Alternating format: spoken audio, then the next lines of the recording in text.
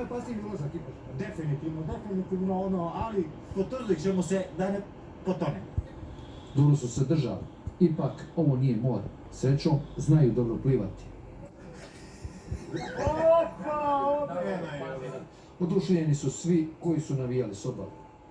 Kad sam gledala utrku, najzabavnije je bilo kad su se prevrnuli. Po samog starta trebalo je loviti smjer. Malo lijevo, malo desno, pa malo u stijenu, a onda opet u vodu. Nije podmornica, ali može poslužiti.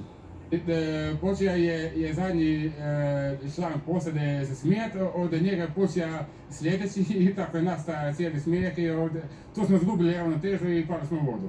Do cilja su pokušala doći 2 četverosjeda s posadama iz Rijeke i jedna ekipa iz Perušića. Evo i sad se može vidjeti kako veslaju, oni se izvrnuli se 5-6 puta i to je bila jedina svrha ove regate kao i svake godine do sada, znači zabava. Na kraju prvi do cilja stižu domaći dečki. Dobro smo veslali i bilo je sve u redu kako smo očekivali. Za skoro su vas stigli ovi Riječani. Tu bilo je tijesno, iskustvo presudilo.